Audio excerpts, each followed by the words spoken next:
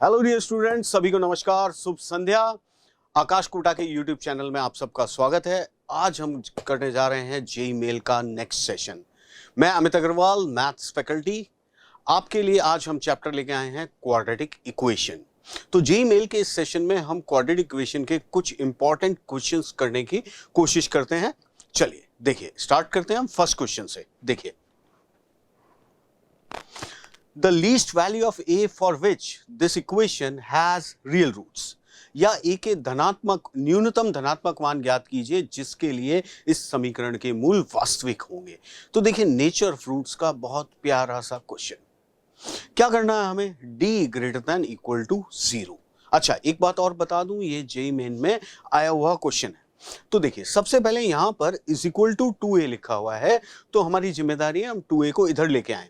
तो हमारी इक्वेशन क्या हो गई बच्चों? 2x² plus a minus 10 into X plus 33/2 minus 2a is equals to 0। अब हम कर देते हैं d greater than equals to 0। तो देखिए, d निकालना है तो b² minus 4ac, a minus 10 whole square minus 4 into 2 हो गया बच्चों 8 into 33/2 minus 2a greater than equals to 0।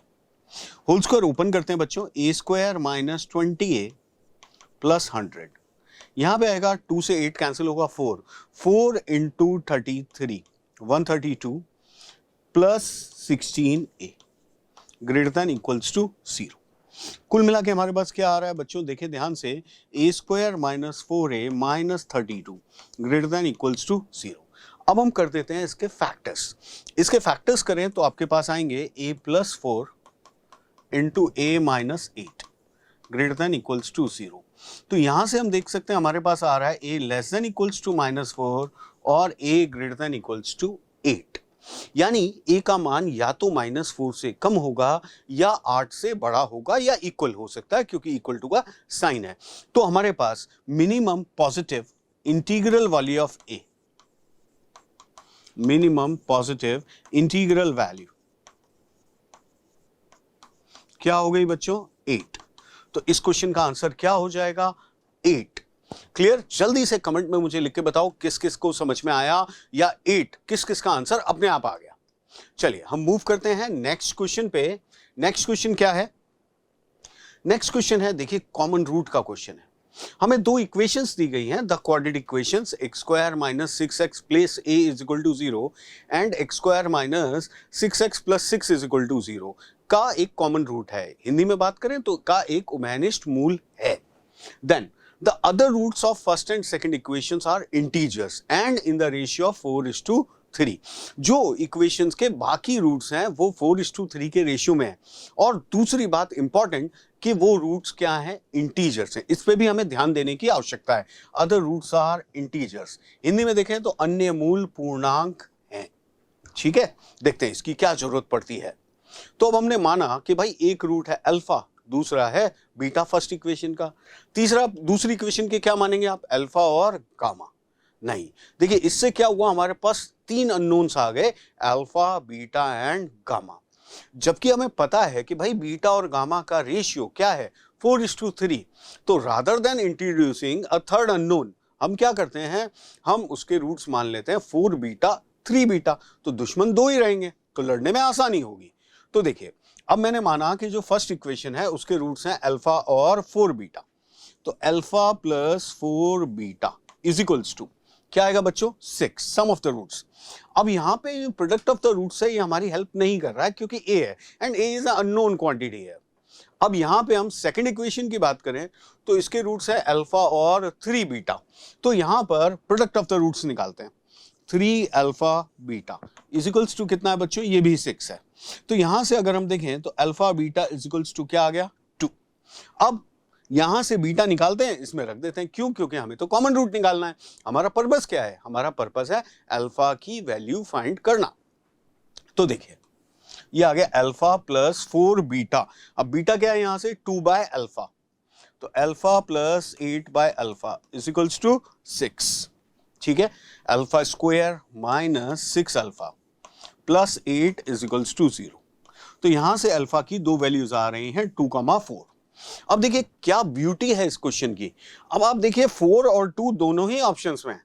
अब आप सोचेंगे सर अब हम कौन सा आंसर टिक करें? तो भाई देखो अब हमें याद आना चाहिए कि यहां पर जो अदर रूट्स हैं वो इंटीजर्स हैं। तो if alpha is equals to 2, अब अल्फा 2 है तो बच्चों बीटा की वैल्यू कितनी हो गई? 1, ठीक है ना। अल्फा 2 है तो बीटा 1 हो गया। तो अदर रूट्स क्या है? 4:3, तो अदर रूट्स आ गए 4 और 3।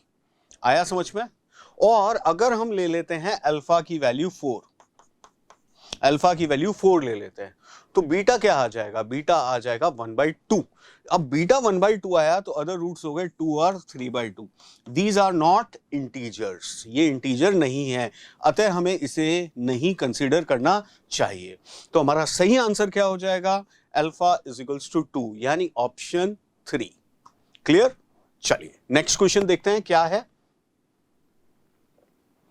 Next question, the number of positive integral values of alpha for which the roots of this equation are rational numbers, यानी सभी संभव धनात्मक पूर्णांक मानों की संख्या जिसके लिए द्विघात समीकरण के मूल परिमेय होंगे, यानी रूट्स रैशनल हो या हम हिंदी में बोलें तो मूल परिमेय हो। इसके लिए क्या होता है बच्चों? देखिए सबसे पहले तो कोफिशिएंट्स जो हैं ABC वो रैशनल होने चाहिए, एंड जो D है that must be perfect square, यानी इसका जो विवेचक है वो पूर्ण वर्ग होना चाहिए। तो हम इसका D निकालते हैं। तो D क्या आ रहा है? अगर आप देखें तो ये आ रहा है 121 माइनस 24 अल्फा। अब आप सोचिए कि हमें अल्फा के कौन से मान रखने हैं? धनात्मक मान, एंड दैट टू पूर्णांक इंटीजर्स रखने हैं, ठीक है। तो मैंने अल्फा की वैल्यू 1 रखी। देखते हैं अल्फा इज इक्वल टू 1 लेते हैं तो D क्या आता है? D आ रहा है 97। क्या 97 एक परफेक्ट स्क्वायर है? बिल्कुल नहीं, तो हटा दो भाई, ये हमारे काम का नहीं है। अब अगर हमने अल्फा 2 लिया तो D क्या आएगा? 73, जो भी एक परफेक्ट स्क्वायर नहीं है। अब हमने लिया बच्चों अल्फा की वैल्यू 3 ले लेते हैं, तो D क्या आ जाएगा? 49। Yes, 49 is a perfect square of 7, यानी ये सही है, ये एक्सेप्टेबल है, यानी हमें अल्फा की एक वैल्यू मिल गई। नेक्स्ट अब हम लेते हैं अल्फा इज इक्वल्स टू 4, तो D इज इक्वल टू क्या आ जाएगा? 25। यस, ये भी तो 5 का स्क्वायर है, ये भी सही है। लास्ट अब हम देखते हैं अल्फा इज इक्वल टू 5, तो बच्चों D की वैल्यू आ गई 1, ये भी परफेक्ट स्क्वायर है। आप सोचेंगे भाई मैंने लास्ट क्यों बोला? जैसे ही हम अल्फा की वैल्यू और बढ़ाते हैं तो भाई D तो नेगेटिव हो जाएगा। D नेगेटिव हो जाएगा तो रूट्स क्या हो जाएंगे? इमेजिनरी, मूल काल्पनिक हो जाएंगे। तो हमारे पास कुल मिलाकर कितनी वैल्यूज आई? 3। तो अब 3 देखो भाई कौन से ऑप्शन में है? ऑप्शन 4। तो कमेंट में लिख के बताओ किस किस का ऑप्शन 4 आया। क्लियर? चलिए आगे बढ़ते हैं, हम नेक्स्ट क्वेश्चन को लेते हैं। नेक्स्ट क्वेश्चन क्या है? देखिए ये आ गया क्यूबिक इक्वेशन का क्वेश्चन, बहुत ही मजेदार क्वेश्चन है। Let R S T are the roots of this equation, माना आर एस टी इस त्रिघात समीकरण के मूल हैं। अब आपको चाहिए r प्लस एस का whole cube, s plus T का whole cube plus t plus r का होल क्यूब। वो कह रहे हैं कि ये एक 3 डिजिट नंबर आएगा 7k3, तो आपको k की वैल्यू निकालनी है। k is the number at the 10th place, है ना, जहां k दाई के स्थान का मान है। अब यहां पे इस इक्वेशन को अगर आप ध्यान से देखें तो r plus S plus T कितना है? 0। ये इस क्वेश्चन की इंपॉर्टेंट बात है। r plus S plus T 0 है, सम ऑफ द रूट्स 0 है, क्योंकि एक्स स्क्वायर का कोफिशिएंट यहां पर नहीं है। ठीक है, अब आप देखिए r प्लस एस चाहिए, तो क्या यहां से देखिए r plus S whole cube चाहिए आपको, प्लस चाहिए आपको s plus T whole cube plus t plus r whole cube. अब r प्लस एस को आप क्या लिख सकते हैं? Minus T, because r plus S plus T 0 है, तो ये आ गया माइनस टी क्यूब, ये आ गया माइनस r क्यूब, और ये आ गया माइनस एस क्यूब। यानी कुल मिला के हम कह सकते हैं हमारे पास आ गया minus of r cube plus S cube plus T cube. अब हम थोड़ा अटक गए भाई कि अब क्या करें। तो देखो आपको पढ़ाया गया था बचपन में कि भाई यदि a plus B plus C 0 है, if a plus B plus C is 0, then a cube plus B cube plus C cube is equals to 3abc। किस किस को याद है ये बात? तो देखिए यहां पर अब हमें पता है r plus S plus T 0 है, तो हम कह सकते हैं R cube plus S cube plus T cube क्या हो जाएगा? 3RST, यानी इसकी वैल्यू हो गई -3RST। अब RST क्या है? इसके रूट्स का प्रोडक्ट है ना, इसके मूलों का गुणनफल। तो इसके मूलों का गुणनफल क्या आ रहा है? -2008 अपॉन 8। आया समझ में? अब हम इसको डिवाइड कर देते हैं, तो देखिए क्या आएगा? -3 इंटू, इसको डिवाइड करते हैं 251 with a minus sign, minus minus plus 753। अब वो कह रहे थे कि भाई 7K3 आएगा, तो K की वैल्यू क्या आ गई? 5। तो हमारा आंसर हो जाएगा 5। क्लियर?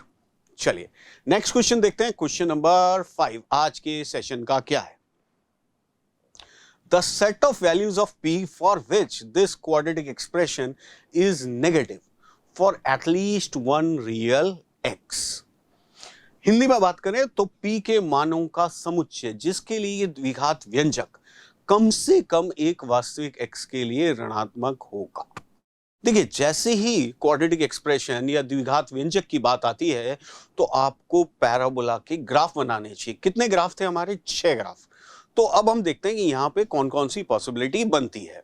सबसे पहले हमें क्या देखना चाहिए? हमें देखना चाहिए ए कैसा है? ए मतलब एक्स स्क्वायर का कोफिशिएंट 1 है अर्थात पॉजिटिव है।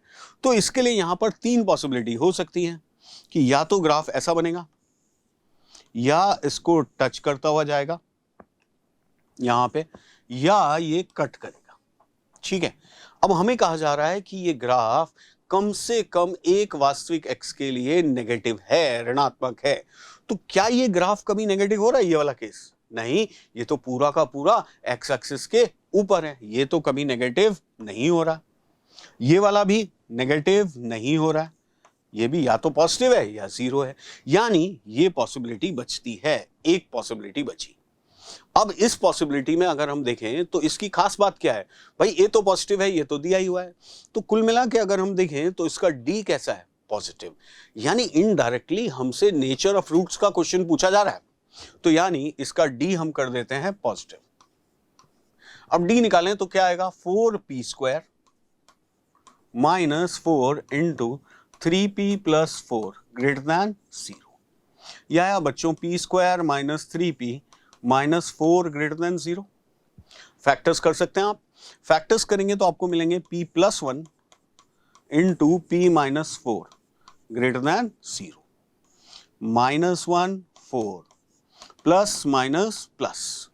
तो हम देख सकते हैं यहां पर p की वैल्यू या तो -1 से कम होगी या 4 से ज्यादा, यानी हमारा आंसर होना चाहिए p belongs to -infinity to -1 union 4 to infinity. कौन सा ऑप्शन सही है?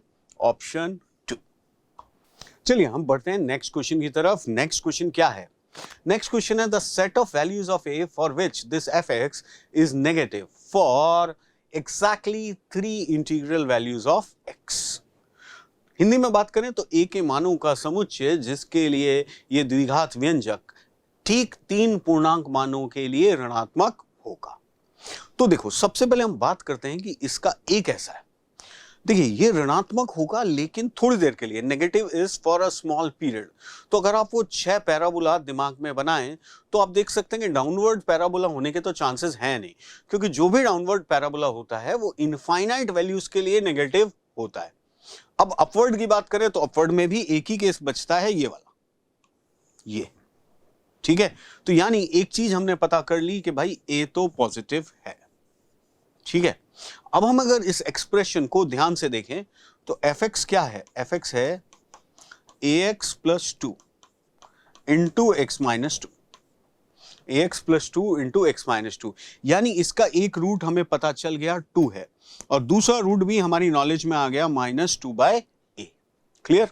अब हमें चाहिए नेगेटिव हो लेकिन 3 इंटीग्रल वैल्यूज के लिए। तो यहां क्या आएगा बच्चों? 1 0 -1। तो ये जो -2 है ये कहां आना चाहिए? इसके रूट के बाहर, यानी यहां कहीं, या एट मैक्स वो -2/a पर भी आ सकता है। यानी हम देखें तो अब हम कह सकते हैं कि जो -2/a है ये -1 से छोटा होगा और -2 से बड़ा या इक्वल हो सकता है। अब नेगेटिव साइन है तो इनइक्वलिटी का साइन चेंज कर देते हैं हम। तो 2/a कहां से कहां तक हो गया? 1 से 2। अब हम ले लेते हैं इसका रेसिप्रोकल, तो a/2 अगेन साइन चेंज हो जाएगा हमारे पास। अब हमें चाहिए a की वैल्यूज, तो a कहां से कहां तक आया बच्चों? 1 से 2। देखिए कितना आसान क्वेश्चन, लेकिन कब? जब आप ये समझ पाएं कि यस ये लोकेशन ऑफ रूट का क्वेश्चन है। कौन सा ऑप्शन सही हुआ? ऑप्शन 3। क्लियर? चलिए नेक्स्ट क्वेश्चन की तरफ मूव करते हैं हम। नेक्स्ट क्वेश्चन है solution of this equation are, यानी इस समीकरण के हमें बेसिकली हल ज्ञात करने हैं। तो देखिए यहां पे की पॉइंट है कि ये जो 2 + √3 और 2 - √3 है, इसे हम बोलते हैं स्यूडो क्वाड्रेटिक इक्वेशन, छद्म द्विघात समीकरण। 2 + √3 और 2 - √3 एक दूसरे के रेसिप्रोकल है।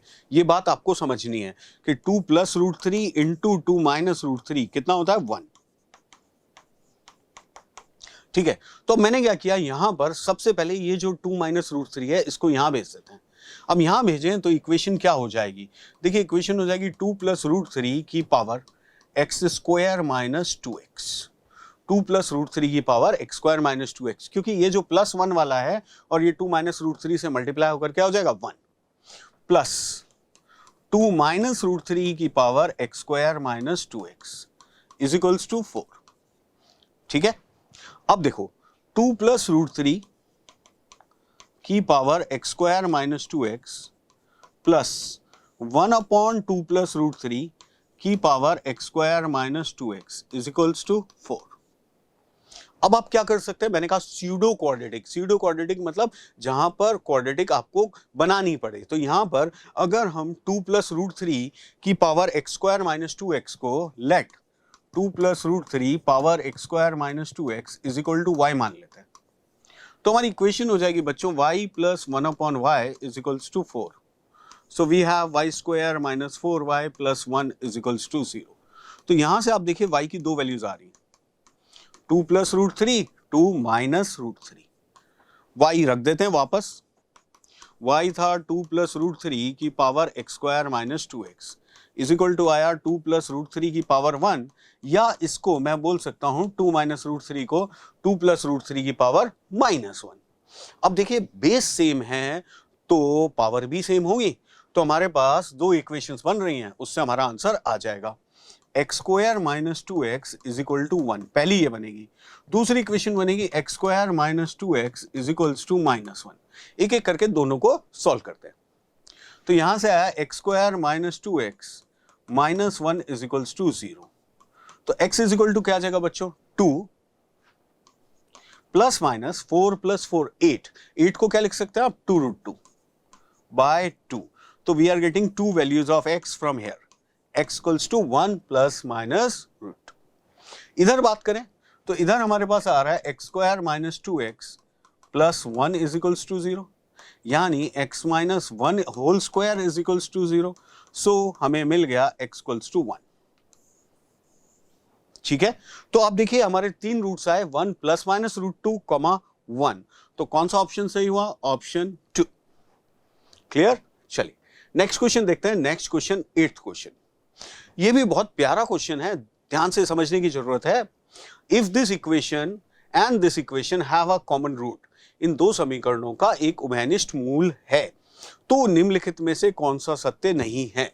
जबकि हमें यह पता है ABC belongs to natural number. Now focus here, आप इस इक्वेशन को ध्यान से देखिए। इस इक्वेशन को ध्यान से देखेंगे तो इसका d < 0 है, यानी इसके रूट्स कैसे हैं? इमेजिनरी, मूल काल्पनिक है। अब आपको पता है कि अगर कोफिशिएंट्स रियल हो तो जो इमेजिनरी रूट्स हैं दे अकर्स इन पेयर, यानी जोड़े में आते हैं। तो अब इसका किसी दूसरी इक्वेशन के साथ एक रूट कॉमन नहीं हो सकता। समझ गए? तो यानी हमें क्या दिया गया है? हमें दिया गया है बोथ रूट्स आर कॉमन। तो हम बोथ रूट्स की कंडीशन लगाते हैं। तो देखो बच्चों क्या आएगा, a + 2/2 is equals to b/3 is equals to c/4। Is equals to हमने माना लैम्डा। तो बच्चों ए की वैल्यू क्या आ गई 2 लैम्डा माइनस 2, बी की वैल्यू आ गई 3 लैम्डा, सी की वैल्यू आ गई 4 लैम्डा। ठीक है, अच्छा अब इसके रूट्स इमेजिनरी हैं तो ऑब्वियसली इसके रूट्स भी इमेजिनरी होंगे, तो हम इसका डी कर देते हैं less than 0, D less than 0। तो देखो क्या आएगा B square minus 4 into A plus 2 into C less than 0। So B square minus 4ac minus 8c less than 0। So हमारे पास आ गया B square less than 4ac plus 8c।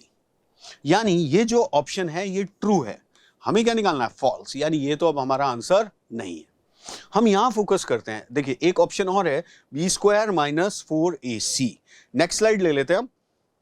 अब हमें वैल्यू निकालनी है बी स्क्वायर माइनस 4ac की।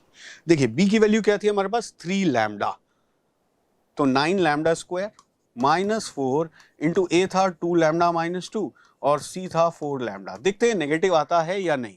तो ये आया 9 lambda square minus 8 lambda minus 16 lambda square, 8 lambda minus, एक काम करते हैं minus 8 lambda plus 8 into 4 lambda. तो हमारे पास आ रहा है 9 lambda square minus 32 lambda square plus 32 lambda. आप देख सकते हैं कि ये वैल्यू आ गई नेगेटिव। ठीक है, ये नेगेटिव है तो हम कह सकते हैं कि भाई ये ऑप्शन भी ट्रू है। अब हमारे पास ऑप्शन बचता है a प्लस बी प्लस सी की मिनिमम वैल्यू निकालना। तो देखिए अगर हम यहां पर a प्लस बी प्लस सी देखें तो आएगा 2 lambda minus 2 plus 3 lambda plus 4 lambda, तो आया 9 लैम्डा माइनस 2। अब आप देखिए a plus B plus C minimum, तो मिनिमम भाई अब नेचुरल नंबर है तो सबसे पहले दिमाग में आता है लैम्डा 1 रख दो। लैम्डा 1 रखोगे तो 9 माइनस 2 7, जो कि हमारे पास आप देखिए एक ऑप्शन है भी। लेकिन अब आप ये देखिए लैम्डा जब 1 होगा तो ए क्या हो जाएगा 0, जो कि नेचुरल नंबर नहीं है, अतः यह ऑप्शन गलत है, फॉल्स। अब अगर तो 1 नहीं है तो लैम्डा 2 ले लेते हैं, 2 लेंगे तो आ जाएगा 16 when lambda is equals to 2। Clear, तो हमारा सेकंड ऑप्शन भी ट्रू हो गया। अब हमसे पूछा गया था कौन सा फॉल्स है, तो कौन सा ऑप्शन फॉल्स आया 4th। क्लियर, चलिए नेक्स्ट क्वेश्चन देखते हैं। If this equation and this equation have a common root, again a common root का क्वेश्चन है। हमने क्या किया देन, अच्छा ये बात दी गई है कि वो कॉमन रूट -1 नहीं है, तो हमें मॉड बी निकालना है। तो देखिए कॉमन रूट निकालना है तो हमने क्या किया, फर्स्ट इक्वेशन में से दूसरी इक्वेशन को सब्ट्रैक्ट कर देते हैं। तो हमारे पास है x square plus B X minus 1 is equals to 0, X square plus X plus B is equals to 0। इसमें से इसको सब्ट्रैक्ट कर दो बच्चों, तो हमें क्या मिलेगा x into B minus 1 is equals to B plus 1। तो x की वैल्यू आ गई b plus 1 upon B minus 1। अब ये जो b plus 1 upon B minus 1 है, ये दोनों इक्वेशन को ऑब्वियसली सेटिस्फाई करेगा। तो देखते हैं क्या आता है। हमारे पास आएगा b प्लस 1, मैं फर्स्ट इक्वेशन में रख रहा हूं, b plus 1 upon B minus 1 का whole square plus b into B plus 1 upon B minus 1 minus 1 is equals to 0। थोड़ा सिंप्लीफाई करते हैं, b प्लस 1 का whole square plus b into B plus 1 into B minus 1 minus B minus 1 का whole square is equals to 0। ठीक है, तो देखिए क्या आता है, b plus 1 whole square open करें तो B square plus 2b plus 1 plus b into B square minus 1, और यहां था हमारे पास minus B minus 1 whole square, so minus B square plus 2b minus 1 is equals to 0। तो देखिए B square cancel हो गया, 1 से 1 कैंसिल हो गया, यहां क्या बचा 4b plus B cube minus b is equal to 0, और we are getting b cube plus 3b is equal to 0। तो b into B square plus 3 is equals to 0। तो b की बच्चों हमारे पास 3 वैल्यूज आ रही हैं, 0, प्लस माइनस आयटा रूट 3। अब बात करते हैं कि इनमें से कौन सी सही है। देखिए अगर आप b को 0 ले लेते हैं, b 0 ले लेते हैं यहां पर, तो जो कॉमन रूट है वो 1 आ जाएगा। जो कि हमारी दी हुई कंडीशन को क्या कर रहा है, कॉन्ट्राडिक्ट कर रहा है। तो बी की वैल्यू फाइनली क्या हो गई बच्चों, प्लस माइनस आयोटा रूट 3। तो अब आपसे कोई मॉड बी पूछ रहा है तो answer mod b is equals to root 3। कौन सा ऑप्शन सही हुआ, ऑप्शन 4। क्लियर। चलिए नेक्स्ट क्वेश्चन देखते हैं। अरे भाई देखने में तो बहुत डरावना सा बड़ा सा क्वेश्चन लग रहा है।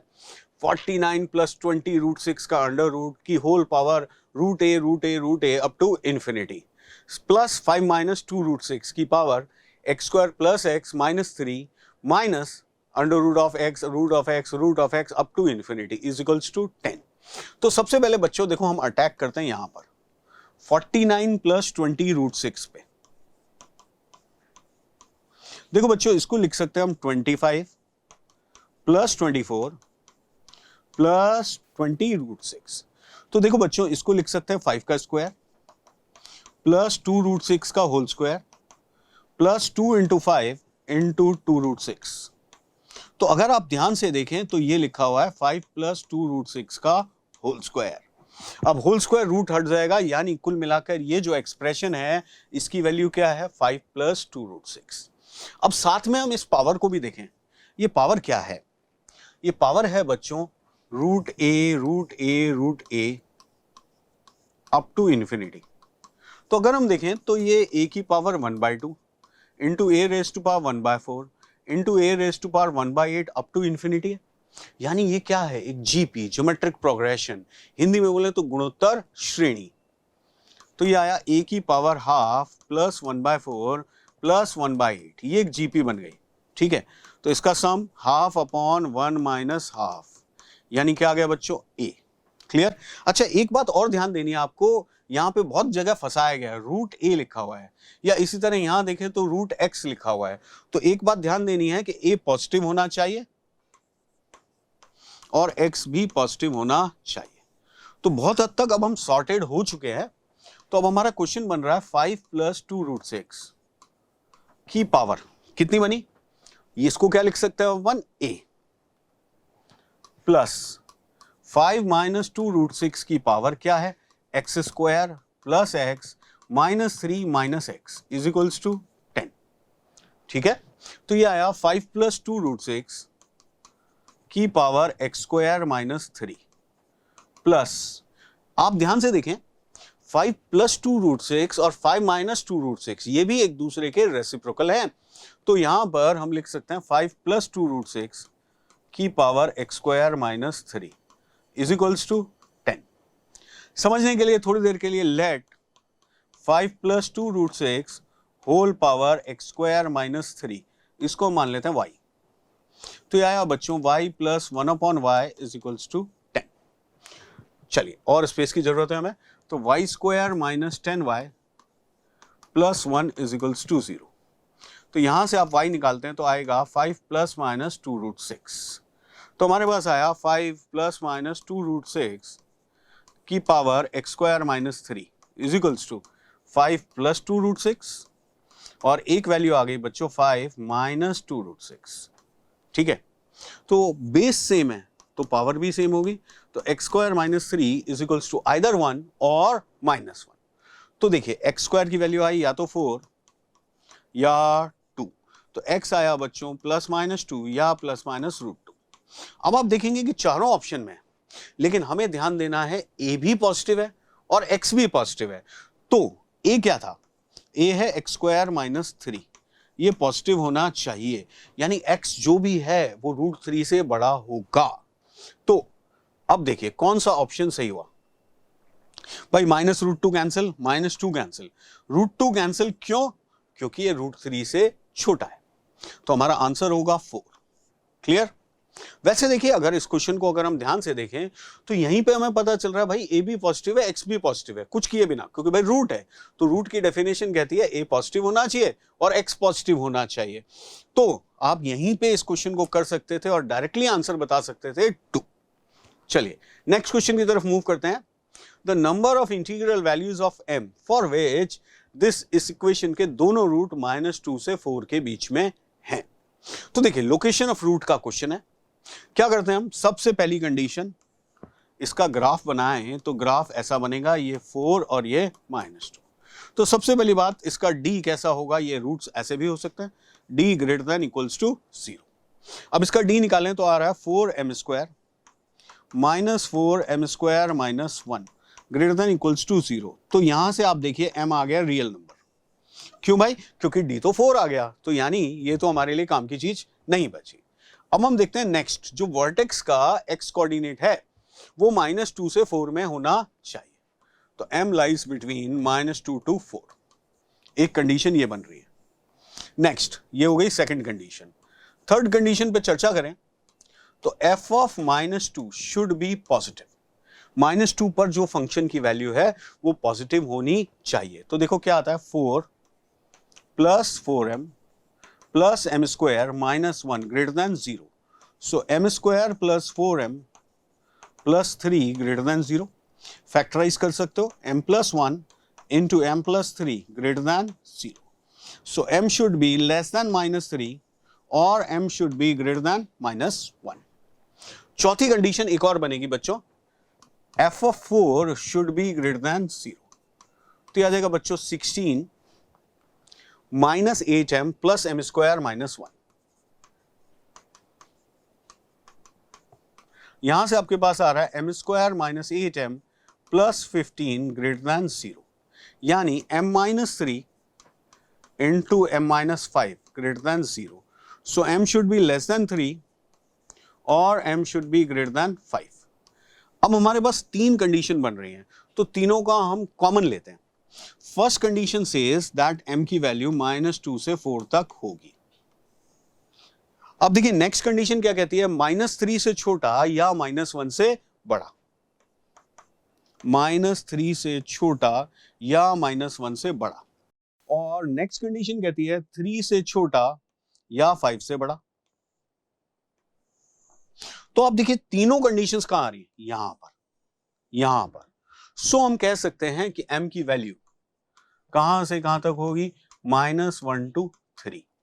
अब इंटीग्रल वैल्यूज कौन कौन सी आएंगी यहां पर इस इंटरवल में, m = 0 1 2। तो बात ये नहीं है कौन कौन सी आएंगी, बात ये है कि कितनी आएंगी। तो कितनी आई, 3। तो कौन सा ऑप्शन सही हुआ, ऑप्शन 3। देखिए एक तरीका और देखें, अगर हम इस इक्वेशन को ध्यान से ऑब्जर्व करें, इस m² -1 के फैक्टर्स करो, क्या आएंगे, m - 1 m + 1 और उनका सम ऑफ द रूट्स भी 2m आ रहा है। यानी हम डायरेक्टली देखकर बता सकते हैं कि इस इक्वेशन के दो रूट हैं, m - 1 m + 1। देखिए जो पहला तरीका था वो एक जनरल अप्रोच है, ये यहां पर एक स्मार्ट अप्रोच आ गई जो कि इस क्वेश्चन में ही वैलिड हो रही है। सो m - 1 must lie between -2 to 4। तो m आ गया बच्चों -1 से 5। नेक्स्ट m + 1 भी -2 से 4 होना चाहिए। तो m आया बच्चों -3 से 3। दोनों का कॉमन ले लें। So finally we can say that m lies between -1 to 3। Again the same answer, but this is a smart approach. चलिए नेक्स्ट क्वेश्चन पे आते हैं। The set of values of a for which this inequality is satisfied by at least one positive real x। ठीक है, यानी हिंदी में बात करें तो a के मानों का समुच्चय जिसके लिए असमीका कम से कम एक धनात्मक वास्तविक x के लिए संतुष्ट होगी। अब अगर आप ग्राफ देखें, अगेन ये अपवर्ड पैराबोला है। ठीक है, आज का तीसरा क्वेश्चन है, अपवर्ड पैराबोला है जो कि नेगेटिव हो रहा है, तो ये कुछ ऐसा बनेगा। ठीक है, देखिए कितना स्मार्टली मैं इस क्वेश्चन को कर रहा हूं। अब ये कम से कम एक पॉजिटिव है, यहां पॉजिटिव आ रहा है, तो बच्चों जीरो तो बीच में आएगा ही आएगा, यानी जीरो इसको क्या करेगा, सेटिस्फाई। जीरो सेटिस्फाई करा दीजिए, क्या आया, minus of a + 3 less than 0। So a + 3 greater than 0। So a किससे बड़ा होगा बच्चों, -3 से। कौन सा ऑप्शन सही हुआ, ऑप्शन 2। क्लियर। तो देखिए आज एक तरह से हमने पूरा क्वाड्रेटिक इक्वेशन इन क्वेश्चंस के थ्रू रिवाइज किया। अभी जे मेल में नेक्स्ट सब्जेक्ट फिजिक्स के लिए आ रही हैं आपके सामने Jyoti ma'am. So let's welcome her and मेरी साइड से गुड नाइट, शुभ रात्रि। Thank you Amit sir. Welcome to the JEE Main session for the physics portion. तो आज का टॉपिक है ग्रेविटेशन। हमारे पास एक क्वेश्चन होगा सामने, हिंदी और इंग्लिश दोनों लैंग्वेजेस में, जिसके 4 ऑप्शन गिवन होंगे. सो जो भी आपका आंसर आता है कमेंट सेक्शन में डाल सकते हैं. So let us begin. First question is the height at which the acceleration due to gravity becomes g by 9, where g is the acceleration due to gravity on the surface of earth and r is the radius of earth. तो question ये कहना चाह रहा है कि हमारे पास अर्थ है, वो कौन सी हाइट होगी अर्थ की सरफेस से, यानी कि h कितना होगा जब एक्सीलरेशन ड्यू टू ग्रेविटी जो है, यानी कि gh, acceleration due to gravity at any height h becomes g by 9. Okay, तो मुझे पता है जो gh जो होता है अपने पास वो होता है g r divided by r plus h का whole square. This is the standard formula and that is equal to g by 9. This get cancels out, root ले लेते हैं दोनों तरफ, which is r divided by r plus h is equals to 1/3, यानी कि 3r is equals to r plus h, means h is equals to 2r. I hope everybody is getting it correct. So which option is matching here? Option number 4. Okay, let us move to the next question.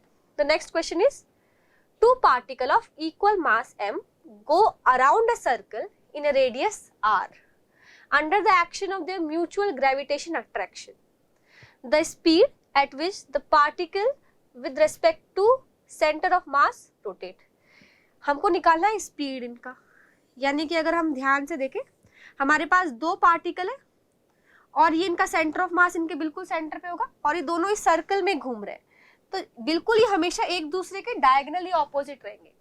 तो किसी instant पे ये position है इनकी, तो हमारे पास अगर ध्यान से देखूं तो इसकी एफबीडी बनाएंगे तो इस पे हमारे पास एक ग्रेविटेशन फोर्स लग रहा होगा Fg, जो कि इसको सेंट्रीपिटल एक्सीलरेशन प्रोवाइड करेगा, यानी कि gravitation attraction is m into AC. AC is the centripetal acceleration. What is the gravitation attraction force? So we have two masses m and m, और इनके बीच का जो डिस्टेंस है r और r, यानी कि 2r डिस्टेंस है. तो इन दोनों मासेस के बीच का ग्रेविटेशन अट्रैक्शन फोर्स कितना होगा? g m1 m2 divided by r square, which is 2r here, and that is equal to m. What is the centripetal acceleration? It is v square by r. m से m cancel out होता है और ये हमारे पास gm divided by 4r square होगा और एक r cancel होगा तो ये 4r रह जाएगा. That is equal to v square and we take a root over here. So कौन सा ऑप्शन मैच कर रहा है? Option number 3. I hope everybody is getting it correct. Next question is, the mass of a spaceship is 1000 kg. It is to be launched from Earth's surface out into free space. यानी कि अर्थ है, spaceship है और इसको अर्थ की surface से बाहर भेजना है, यानी कि इसको एस्केप वेलोसिटी देनी पड़ेगी. ठीक है, तो उसके लिए हमें कितनी रिक्वायर्ड एनर्जी चाहिए होगी वो पूछा है, यानी कि रिक्वायर्ड एनर्जी कितनी होगी? Half small m. Small m is the mass of the spaceship into escape velocity square, half m v square, that is half m root 2 times of gm by r का whole square. Square open करते तो 2 से 2 cancel out हो जाता है, तो अपने पास बचता है gm m by r. हम एक काम करते हैं, इसमें ऊपर नीचे r और r से मल्टीप्लाई कर लेते हैं. This is gm by r square which is small g r into small m. तो हमारे पास ये आंसर है, इसकी वैल्यू पुट करते हैं. So this is equal to 10 into r की वैल्यू है 6400 किलोमीटर, यानी कि 6400 into 10 to the power 3 into small m. Small m कितना है? 1000 kg, यानी कि 10 to the power 3. तो जरा ध्यान से देखो, this is 64, 10 to the power 3, 10 to the power 6, 10 to the power 8 and 10 to the power 9, यानी कि 6.4 into 10 to the power 10. Which of the option is matching? Option number 3. I hope this is clear to everybody. Let us move to the next question. तो next question है, what is the minimum energy required to launch a satellite of mass m from the surface of planet of mass capital M, radius capital R, into a circular orbit at an altitude of 2r. यानी कि हमारे पास एक planet है जिसका मास m capital M and radius capital R है. इसके surface पे इधर एक स्मॉल m रखा हुआ है. अब इसको लॉन्च करना है. कहाँ पे लॉन्च करना है? एक सर्कुलर ऑर्बिट में जिसकी सरफेस से हाइट 2r है. यानी कि अगर सेंटर से निकाले तो 2r प्लस ये r और हो जाएगा, यानी कि टोटल जो रेडियस है वो 3r हो जाएगा. तो यहां से यहां तक लॉन्च करने में कितना एनर्जी रिक्वायर्ड होगा? तो हम कैलकुलेट कर दें कि यहाँ पे पार्टिकल की टोटल एनर्जी कितनी है और यहाँ पर पार्टिकल की टोटल एनर्जी कितनी है, और उन दोनों का जो डिफरेंस होगा उतनी ही एनर्जी रिक्वायर्ड होगी. यहाँ पे पार्टिकल के पास देखें तो इसके पास सिर्फ और सिर्फ पोटेंशियल एनर्जी है, काइनेटिक एनर्जी नहीं है. तो पोटेंशियल इनिशियल जो एनर्जी लिखेंगे, the initial energy is minus GMM by capital R surface पर. और फाइनली जब पार्टिकल ऐसे 3r डिस्टेंस पे होता है सेंटर से, तो उसके पास दो एनर्जीज है अभी टेक्निकली, एक तो पोटेंशियल एनर्जी और एक काइनेटिक एनर्जी भी. तो जो उनका सम होता है, मुझे पता है किसी भी ऑर्बिट में पार्टिकल की टोटल एनर्जी का जो सम होता है वो होता है minus GMM divide by 2 times small r, where small r is the net radius. तो नेट रेडियस कितना है? 3r है. यहाँ पे 3r पुट करते हैं तो ये अपने पास हो जाता है 6 times of capital R. This is the final energy. तो हमें एनर्जी डिफरेंस निकालना है, यानी कि final minus initial which is minus GMM by 6r plus GMM by R. यहाँ से देखें तो ये बचेगा 5/6 GMM by R. I hope everybody is getting it correct. So which of the option is matching? Option number 1. Okay. Let us move to the next question. The next question is, from a solid sphere of mass m and radius r, a spherical portion of r/2 is removed as shown in the figure. Taking gravitation potential v is equals to 0 at infinity. हमें पता है कि हम reference लेते हैं तो infinity पे potential 0 लेते हैं. The potential at the center of the cavity is, इस पॉइंट पर हमको पोटेंशियल निकालनी है. तो हम देखते हैं इसको कैसे करते हैं. इसका कॉन्सेप्ट क्या है? मतलब बेसिकली रिमूव्ड मास है यहाँ पे, तो हमें इस पॉइंट पे पोटेंशियल निकालने. तो हम कैसे निकालेंगे? हम इस कंप्लीट बॉडी की वजह से, जिसमें कैविटी नहीं थी, इस कंप्लीट बॉडी की वजह से इस पॉइंट पे मास निकालते, इस पॉइंट पे पोटेंशियल निकालते, और उसमें से सब्ट्रैक्ट कर देते इस इतनी बॉडी की वजह से इस पॉइंट पे जो पोटेंशियल होती है. यानी कि हम कैसे करेंगे? हमारे पास ये कंप्लीट बॉडी है जिसका मास कैपिटल M है, रेडियस कैपिटल R है, और ये इसका सेंटर है, और हमारी कैविटी के सेंटर पे पोटेंशियल निकालनी. यानी कि कैविटी का अगर सेंटर देखो तो ये इसके ज्योमेट्रिकल सेंटर से r/2 पे लोकेटेड है. यानी कि हमको इस पॉइंट पे लगाना है पोटेंशियल. स्मॉल r जो है यहाँ पे वो कैपिटल R/2 है. मुझे पता है किसी भी सॉलिड स्फीयर के अंदर जो पोटेंशियल होती है वो होती है v is equals to minus GM over 2r³ 3r² minus r². तो v जो लिखेंगे वो minus GM divide by 2r³ 3r² माइनस r/2 whole square. r² common लेंगे तो सिर्फ नीचे एक r बचेगा which is GM bye 2r, और यहाँ पे 3 माइनस 1/4, 3 माइनस 1/4 देखेंगे तो ये रिजल्ट जो आता है 11/4. 2 से मल्टीप्लाई करें तो नीचे 8 आता है, यानी कि minus GM divided by 8r. यानी कि कंप्लीट स्फीयर की वजह से पोटेंशियल लिखा है. लेट अस से कि हम इसको V1 नाम दे देते हैं. फिर हम दूसरे केस में क्या निकालते हैं? हम छोटे वाले स्फीयर की वजह से उसके सेंटर पे निकालते हैं. तो पहले छोटे वाले स्फीयर का मास और रेडियस तो निकाले. तो इसका तो रेडियस जो है वो तो r/2 है. ओके, और इसका मास कैसे निकाले? तो इसका मास निकालते हैं हम यूनिटरी मेथड से. मुझे पता है 4/3 पाई आर क्यूब वॉल्यूम में m मास होता है, तो यूनिट वॉल्यूम में m divided by 4/3 pi R cube mass होगा। तो ये r/2 रेडियस का स्फीयर है, यानी कि 4/3 पाई r/2 क्यूब में कितना मास होगा, तो इसको मल्टीप्लाई कर देंगे 4/3 पाई r/2 का whole cube. So this comes out to be m/8, यानी कि हमारे पास एक स्फीयर है जिसका मास m/8 है, जिसका रेडियस r/2 है, और उसके सेंटर पे यानी कि r इज इक्वल टू 0 पर पोटेंशियल निकालनी है। तो हम फॉर्मूला तो यही वाला यूज करेंगे, बट m की जगह क्या पुट करेंगे, m/8 पुट करेंगे, और स्मॉल r की जगह 0 पुट कर देंगे।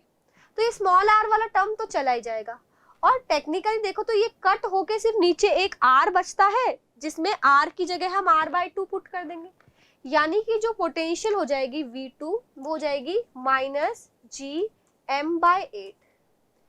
ये 3r/2 का square divided by 2 times of r/2 का क्यूब, यानी कि अगर इसको ध्यान से देखोगे तो हमारे पास जो V2 जो बच जाएगा, देखिए तो 3/2 और ये कट के 2 से ये 2 कैंसिल आउट भी हो जाएगा, तो बचेगा -3 टाइम्स ऑफ GM/8r, यानी कि हमारे पास जो नेट पोटेंशियल बचेगा वो V1 minus V2 which is -11/8 GM/r plus 3 times of GM/8r।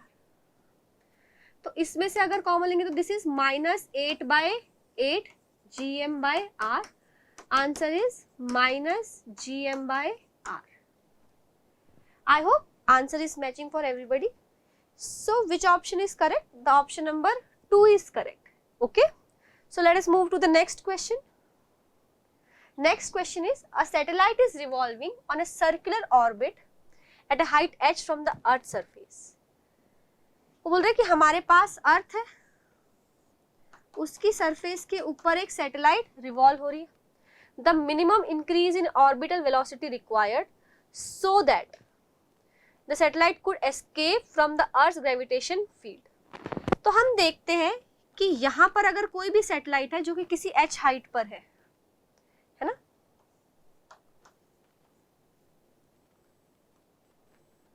तो इसको कितनी वेलोसिटी इंक्रीज करनी पड़ेगी कि ये एस्केप हो जाए, यानी कि इसके पास करंटली अभी ऑर्बिटल वेलोसिटी है और हमें देनी है इसको एस्केप वेलोसिटी।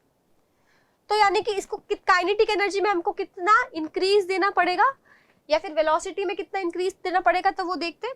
तो ऑर्बिटल वेलोसिटी है वो होती है अपने पास √GM/r और एस्केप वेलोसिटी होती है 2 टाइम्स ऑफ √GM/r। ओके, तो जरा ध्यान से देखोगे तो इसका डिफरेंस जो होगा वो √GM/r और this comes out to be √2 - 1। इन दोनों का डिफरेंस लेंगे ना अपन, इन दोनों का डिफरेंस, तो दिस इज √2 - 1, √GM/r कॉमन आ गया। बट वो बोल रहा है कि h is very very less than r, यानी कि जो स्मॉल r की जो वैल्यू होती थी वो h+r होती थी, बट h बहुत छोटा है तो स्मॉल r की वैल्यू लगभग कैपिटल R के बराबर हो जाएगी।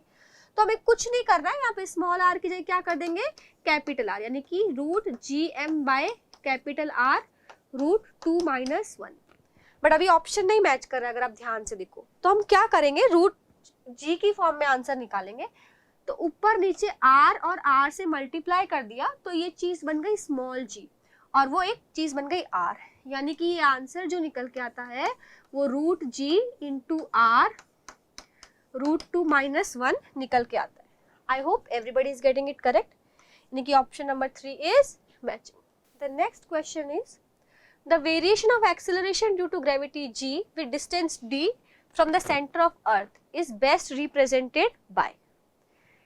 हमें पता है कि अर्थ की सरफेस के अंदर जो एक्सीलरेशन ड्यू टू ग्रेविटी होता है वो होता है gmx/r3, where x is the distance from the centre, और अर्थ की सरफेस के बाहर चले जाते हैं तो एक्सीलरेशन ड्यू टू ग्रेविटी होता है gm ओवर x स्क्वायर, यानी कि g जो है यहाँ पे डायरेक्टली प्रोपोर्शनल टू x है और g जो है यहाँ पे directly proportional to 1/x square है।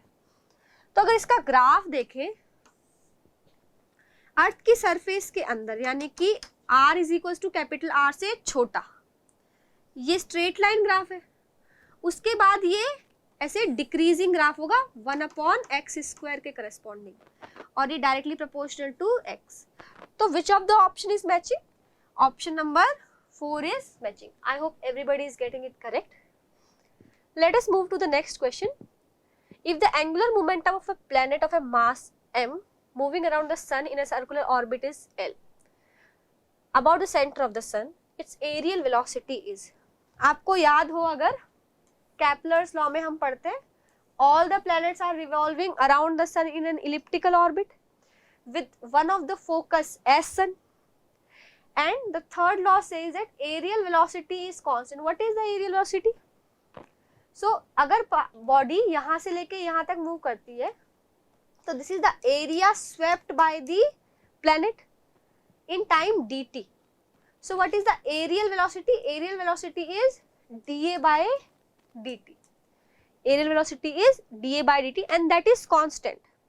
और आपको याद हो इसकी वैल्यू जो होती है वो L by 2m होती है, where L is the angular momentum of the sun about angular momentum of the planet about the sun.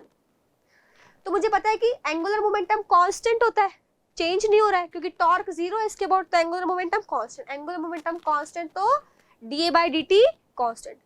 तो हमारे पास angular velocity की जो वैल्यू है, ये फॉर्मूला बेस्ड क्वेश्चन है, वो होती है L by 2m। Option number 3 is matching. Okay, let us move to the next question. The next question is, a satellite is moving with a constant speed v in a circular orbit around the earth. An object of mass small m is ejected from the satellite such that it just escaped from the gravitation pull of the earth at the time of the ejection. The kinetic energy of the object is, जरा ध्यान से देखो, हमारे पास ये अर्थ और इसमें कोई ऐसे सैटेलाइट ऐसे मूव कर रही है जिसमें से कुछ ऐसे ऑब्जेक्ट इजेक्ट हुआ है और ये एस्केप कर गया है। तो एस्केप कर गया यानी कि इसके पास यहाँ पे जो वेलोसिटी थी वो इस टाइम पे एस्केप वेलोसिटी के बराबर थी, है ना।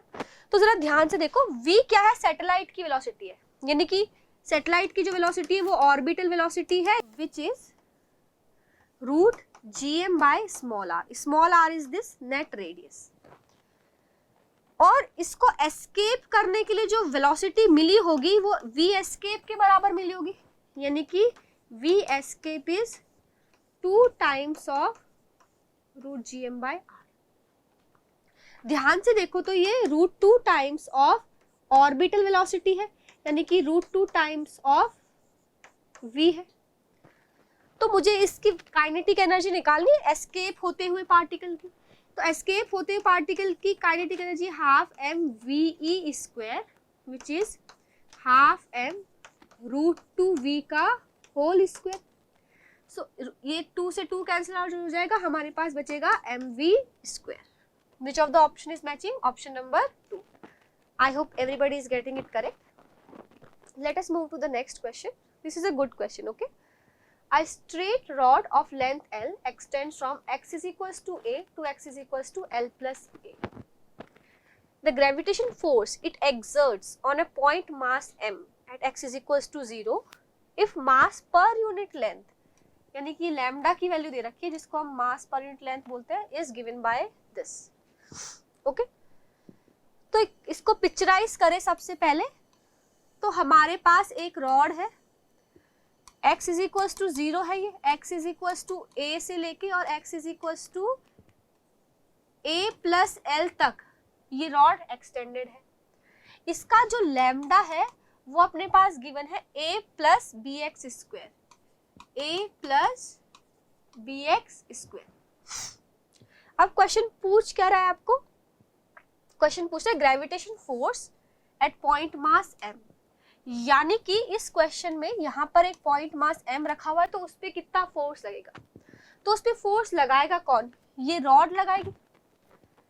तो अब इसको हमारे पास पता है कि वेरिएबल लीनियर मास डेंसिटी है, तो हम इसको इंटीग्रेशन की हेल्प से सॉल्व करेंगे. सो हम वही करते हैं. At any general distance x we take a differential element of length dx whose mass is dm and that is given by lambda into dx means a plus bx square into dx. ये उसका मास है. तो हमने एक ये element ले लिया इस रॉड पर. अभी हमें सिर्फ इस एलिमेंट और इस मास के बीच का फोर्स लिखना है. फिर बाकी सारे एलिमेंट का ऐसे ही इंटीग्रेट करना पड़ेगा. यानी कि पहले तो मैं इन दोनों के बीच का फोर्स, डिफरेंशियल फोर्स dF लिखना चाहती हूँ, which is G m1 m2 over r square which is distance x square. तो अगर ध्यान से देखोगे तो this is G m a plus bx square into dx divided by x square. यानी कि df जो हो गया वो gm a by x square plus b into dx. X square से डिवाइड कर दिया, दोनों तरफ इंटीग्रेट कर देंगे. कहाँ से कहाँ तक? x is equal to a से लेके a प्लस l तक. तो ये इंटीग्रेशन होता है 1 अपॉन एक्स स्क्वायर का इंटीग्रेशन होता है माइनस 1 अपॉन एक्स, और b का होगा bx a से लेके a प्लस l तक. तो ये हमारे पास सॉल्व हो गया. बस इसमें लिमिट रखनी है हमें. तो लिमिट किस तरह से रखेंगे? तो ये हो जाएगा अपने पास gm माइनस a तो कॉमन ले लिया, upper limit minus lower limit plus b upper limit, x की जगह अपर लिमिट रखी माइनस लोअर लिमिट. तो ये gm एक काम करता है, इस माइनस को अंदर ले जाता है. और इससे पहले अपन चेक कर लेते कि अपने को ऑप्शन किस फॉर्म में दिए हुए हैं, हम उसी फॉर्म में इसको कन्वर्ट कर लेंगे. तो ये अपने पास ये b इंटू एल बच जाएगा. अभी जरा देखो कौन सा ऑप्शन मैच कर रहा है. यानी कि a के साथ एक बड़ा सा टर्म है और b के साथ सिर्फ और सिर्फ l है. तो b के साथ l है but with a positive sign. तो b के साथ नेगेटिव साइन नहीं आ सकता. यानी कि ये वाला गलत हो गया, ये वाला गलत हो गया, इन दोनों में से होगा. और a के साथ यहाँ पे पॉजिटिव साइन, यानी कि a के साइन को पॉजिटिव करेंगे तो 1 upon a minus of 1 upon a plus l हो जाएगा. यानी कि 1 upon a minus of 1 upon a plus l. I hope everybody is getting it correct. Okay, let us move to the next question. Next question is, a rocket is to be launched from Earth in such a way that it never returns. Never returns का क्या मतलब है? उसको escape velocity दे दी गई है और वो infinity पे चला गया है. If E is the minimum energy delivered to the rocket launcher, what should be the minimum energy that the launcher should have if the same rocket is to be launched from the surface of the moon? Assume that the density of the earth and moon are equal, यानी कि इसका रो और इसका रो moon का equal है. Earth's volume is 64 times the volume of the moon. कहने का क्या है मतलब, अर्थ की जो वॉल्यूम है वो 64 times of the volume of the moon है. यानी कि 4/3 pi capital R cube is equals to 64 times of 4/3 pi small r cube. Moon का रेडियस स्मॉल आर और अर्थ का रेडियस कैपिटल आर माना. यानी कि R cube is equals to 64 r cube, cube root ले लेंगे तो are is equals to 4r. यानी कि मून का रेडियस का 4 टाइम्स करेंगे तो अर्थ का रेडियस मिलेगा. और रो दोनों का सेम है, यानी कि रो एंड रो आर. सो हम देखते हैं क्या क्वेश्चन पूछना चाह रहा है. एस्केप वेलोसिटी की बात कर रहा है और एनर्जी की बात कर रहा है. यानी कि अगर अर्थ को देखते हैं, मास m और रेडियस r, इसको एस्केप कराना है यहाँ से तो काइनेटिक एनर्जी देनी पड़ेगी half m v escape square. यानी कि kinetic energy is half m v escape होता है √2 gm by capital R into square. यानी कि स्क्वायर करेंगे तो ये 2 और ये 2 से 2 कैंसिल हो जाएगा, यानी कि gmm बाय r हो जाएगा. बट हम इसको डेंसिटी की फॉर्म में लिखते हैं, प्लेनेट की डेंसिटी की फॉर्म में लिखना चाह रहे हैं. तो मास को लिख सकते हैं density into volume 4/3 pi R cube.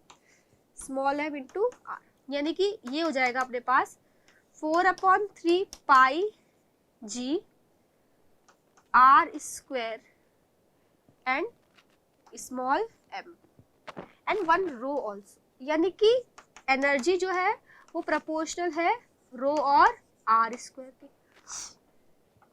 तो बोल रहा है, क्वेश्चन कर रहा है कि रो तो सेम है, बट अगर रेडियस देखो तो आर्ट्स के रेडियस का 1/4 हो चुका है, यानी कि रो तो सेम है, रेडियस 1/4 हो चुका है। 1/4 का स्क्वायर करेंगे तो 1/16 हो जाएगा, यानी कि उसको एनर्जी कितनी चाहिए होगी, E/16 एनर्जी चाहिए होगी।